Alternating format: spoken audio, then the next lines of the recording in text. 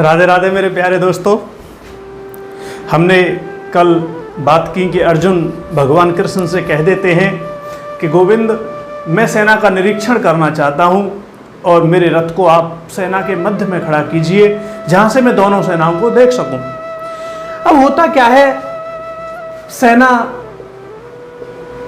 एक और सेना दो, अर्जुन इन दोनों सेनाओं के बीच में जाके खड़े हो जाते हैं गोविंद के साथ, और यहां से दोनों सेनाओं का निरीक्षण करते हैं। निरीक्षण करने के बाद जब वो देखते हैं कि मेरी वैरी सेना में मेरे गुरु हैं, मेरे पिता हैं, मेरे चाचा हैं, मेरे ताऊ के लड़के हैं, मेरे मित्र हैं, मेरे रिश्तेदार हैं, जिनसे मुझे युद्ध लड़ना है, या तो वो मुझे मारेंगे या मैं उन्हें मारूंगा। ऐसी जब परिस्थिति इंसान के सामने, हमारे सामने होती है, तो स्वाभाविक है कि मन डोल जाता है, घबरा जाता है और डर जाता है।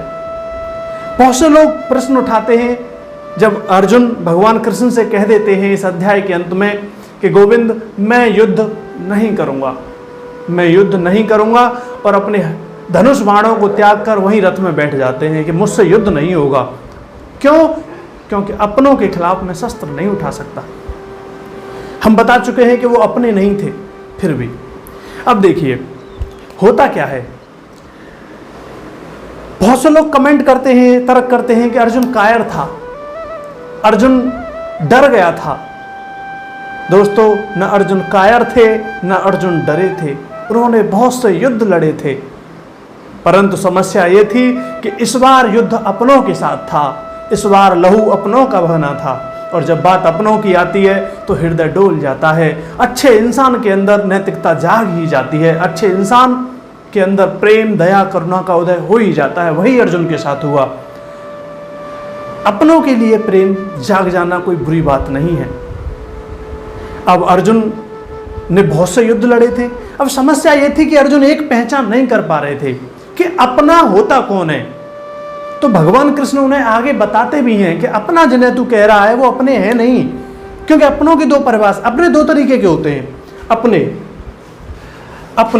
अपनों को हम दो भागों में डिवाइड कर सकते हैं। एक तो वो अपने होते हैं जिनके साथ तुम कितना भी अच्छा कर लो, आप अपने घर परिवार में देखते होंगे, अपने चाचा, ताऊ, भाई, भतीजा, उनके साथ तुम कितना भी अच्छा कर लो, लेकिन वो सर्प का व्यवहार करना नहीं छोड़ते, आपको डसने का हरदम प्रयास करते हैं, आपके सामने ऐसी परिस्थितियां खड़े करते रहेंगे जो आपके जीवन में संकट पैदा कर दें।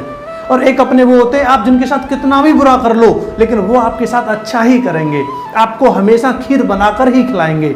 ये दो तरीके के अपने होते हैं। अब दुर्योधन कैसा अपना था, उसके साथ पांडवों ने हमेशा दया दिखाई, हमेशा उसकी इज्जत की, हमेशा उसका सम्मान किया, लेकिन उसने हमेशा पांडवों के विरोध में काम किया, उनकी स्त्री का चीरहरण किया, उनके राज्य को छीन लिया, उन्हें उनकी माता सहित एक दावानल में दफना दिया, एक तरीके से जलवा दिया, मरवा देने का प्रयास किया वारणावत की आग में। और पांडव वो भी अपने हैं दुर्योधन के, जो दुर्योधन को हमेशा प्रेम करते हैं, हमेशा उसे माफ करते रहते हैं।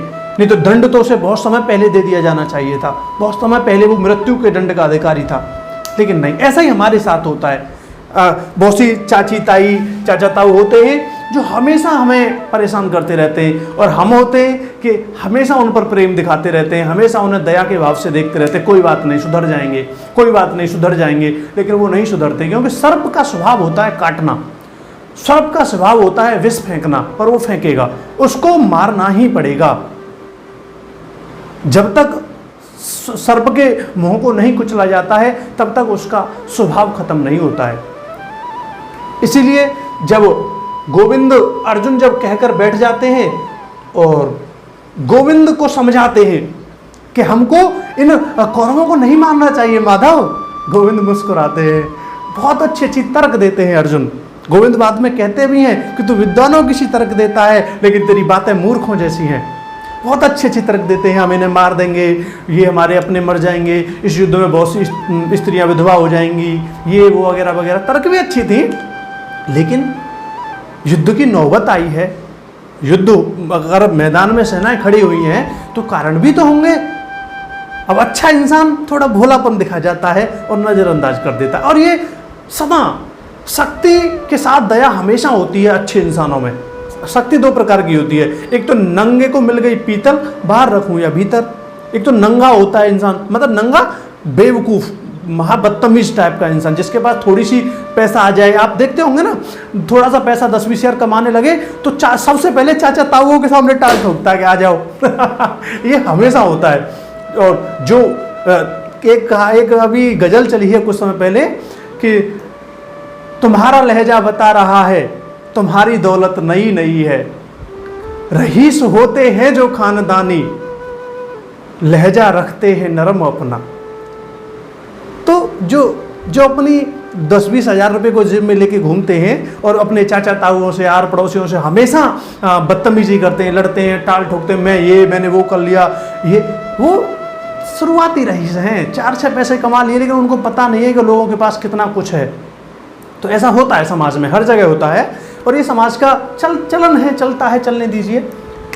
लेकिन जो अर्जुन होगा, उसके पास, जिसके पास सामर्थ्य होगी, वो हमेशा दया दिखाएगा। जिसके पास बल होगा वो हमेशा क्षमा। दया वीरस्य भूषणम, जो वीर होगा उसका भूषण है दया, उसका श्रृंगार है दया। और जो कायर होगा, नालायक होगा, बदतमीज होगा, वो हमेशा गाली गलौज, हमेशा बदतमीजी, दूसरों की बेइज्जती करना, दूसरों का अपमान करना, जमीन हड़पना, पैसे का माल मार लेना, पैसा नहीं देना दूसरे का लेकर, ये सब चलता है। ये गीता हमें वही चीज समझा रही है कि अर्जुन बनिए तो कृष्ण मिलेंगे, और दुर्योधन बनोगे तो जंघाएं तोड़ी जाएंगी, दुर्योधन बनोगे तो छातियां चीर दी जाएंगी, और अर्जुन बनोगे, भीम बनोगे, युधिष्ठिर बनोगे तो साम्राज्य मिलेगा, धरती का स्वर्ग मिलेगा। बहुत से लोग जो कहते हैं कि अरे ये पागलपंती की बात है, उनकी सोच दुर्योधन की सोच है। जो लोग ये कहते हैं अरे इस युग में दया दिखाने वालों को कुछ नहीं मिलता, आप एक बात सोच के देखिए, इस युग में दया दिखाने वालों को कुछ नहीं मिलता। ऐसा कौन सा युग था जिस युग में शकुनी नहीं था? ऐसा कौन सा युग था जिस युग में दुर्योधन नहीं था? राम युग में क्या रावण नहीं थे? कृष्ण युग में क्या कंस और दुर्योधन नहीं थे? क्या उस समय दया दिखाने वाले लोग नहीं थे? भरत नहीं थे? अर्जुन नहीं थे? कौन नहीं था?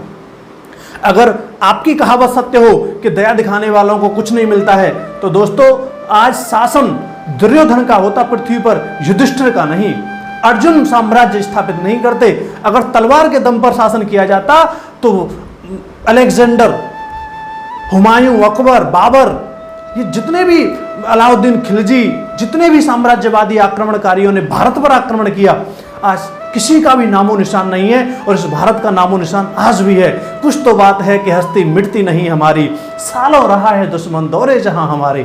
क्या बात है वो है दया, प्रेम, करुणा, एक्सेप्टेबिलिटी, स्वीकार्यता, दूसरों को सम्मान देना, दूसरों की बुराइयों को अस्वीकार कर देना, ये कोई बात नहीं, माफ कर देना, इससे स्थिरता आती है। जीव और दांतों में यही तो अंतर है। जीव ज्यादा जीती है बाद में, दांत बाद में आते हैं और जल्दी चले जाते हैं, बहुत कम उम्र जी पाते हैं। जीव दांतों से पहले आती है और शरीर के साथ जाती है, कारण कि उसके अंदर फ्लेक्सिबिलिटी है, वो स्वीकार्यता रखती है, हर समय एक तरीके से सामंजस्य बना के चलती है। और दांत जो सिर्फ काटने का काम करते हैं वो जल्दी ही उखड़ जाते हैं। इसलिए दांत मत बनिए, जीभ बनिए, दुर्योधन मत बनिए, अर्जुन बनिए। अपनी लाइफ में इन चीज़ों को सेट करने की कोशिश करते हैं, सीखते हैं, आगे बढ़ते हैं। राधे राधे।